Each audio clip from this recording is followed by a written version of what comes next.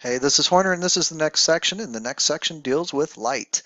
We're going to spend about 3 days on light and do a lot of different experiments. So you want to make sure that you are going through these PowerPoint presentations and through the problems because they will be important as we won't cover them as much in class because we've got plenty of labs and other experiences to do to reinforce what you learn here. So under some of the circumstances, we know light acts like a particle that travels in a straight line, and some other times it kind of acts like, I don't know, a wave, like a water wave, or maybe even a sound wave. So if we change those circumstances again, light is neither wave-like nor particle-like, but it has a little bit of both characteristics.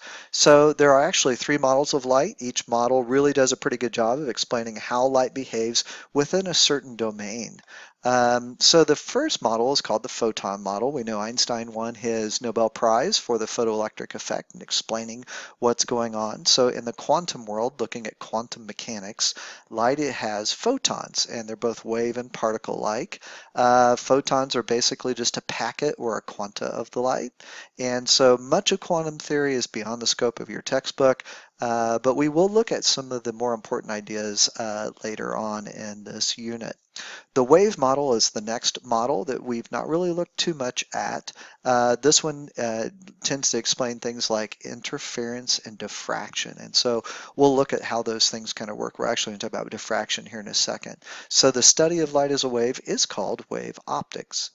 The ray model is probably the easiest way to explain how light passes through prisms, mirrors, lenses, and other optical instruments, kind of like telescopes and microscopes. So when we do that, it makes it really nice. And so it's hard to really kind of think about light traveling in a straight line when we know that light is a wave. So for the most part, waves and rays are mutually exclusive models of light, and it'll be important to kind of see when each model is what we need to use. So in the next section that we're going to do, we're actually going to talk about ray optics. So we're going to see how those work. If I have some waves like water waves and they hit a barrier and there's an opening in that barrier, it will then have those waves kind of curve as they come out. And you'll notice that this wave is spreading out as it fills the space behind that opening. That spreading out is called diffraction. So there's our word diffraction. It's a clear sign that a wave is passing through an opening. When the opening is many times larger, a lot of that wave front is what we call this, moves straight forward. Then you get a little bending on the side. And you'll notice that these are pretty intense and pretty bright. And over here, the curve lines are not. So we define this region as shadow. You'll notice that you'll see a shadow here when we use true light. So this really isn't fake light, it's just a water wave, but we know light is a wave also, and so you will get these shadows where you would see the shadows behind the barrier where the water is traveling. So same type of thing as you see.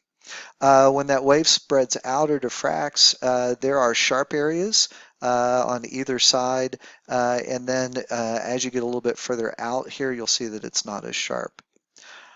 Light does consist of very rapidly oscillating electric and magnetic fields, so we do know that light is an electromagnetic wave. It does have the speed of 3 times 10 to the 8th meters per second in a vacuum.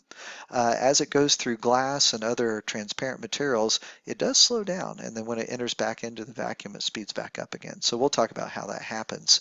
Visible light wavelengths go anywhere from 400 to 700 nanometers, and we do call that the visible spectrum.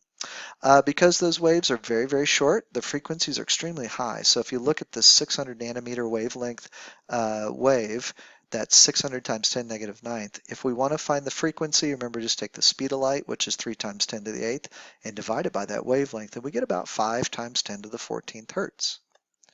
Light waves do slow down as they pass through materials such as water, glass, and air. And so we can use something called the Index of Refraction that takes the speed of light in a vacuum and divides it by the speed of light in the material. That N number is always greater than 1 because V is always less than C. So the speed of light in another material is always going to be less than what we have for the speed of light. And if we look at light in a vacuum, then the N value is 1. Otherwise, it's greater than 1. Here's some typical indices of refraction. In air, it's about 1.0003, so it's very close to what it is in a vacuum. Then in water, it's 1.33. It bends more in glass. It's 1.5. And in a diamond, the reason the diamonds are so brilliant, especially if they're cut correctly, is they really slow light down and they bend it and it gives it different colors. And so it's got a very high index of refraction.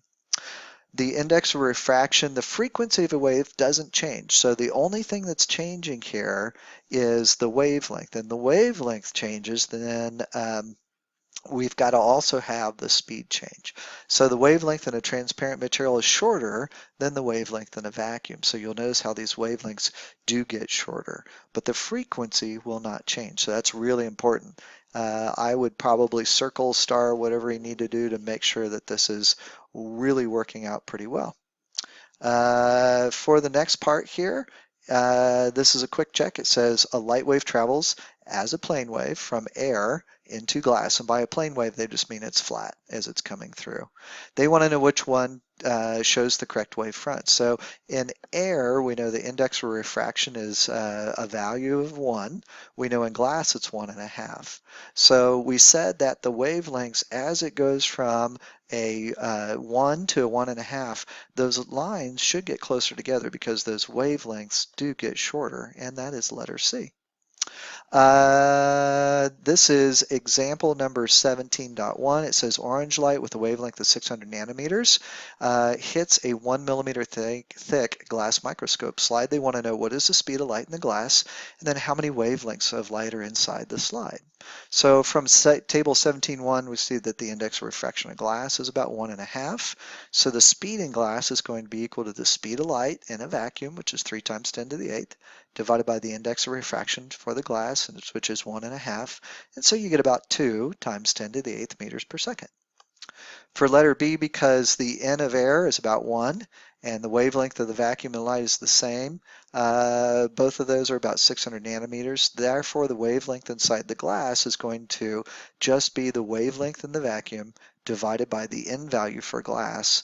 And so we end up with about 400 nanometers, so it shortens it up quite a bit.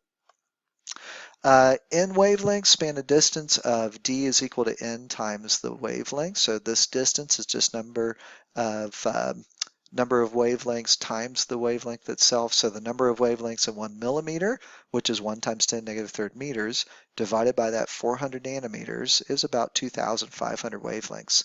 And that just shows you how small they really are. The next section that we will do will not be the interference of light. It's actually going to be the ray model of light.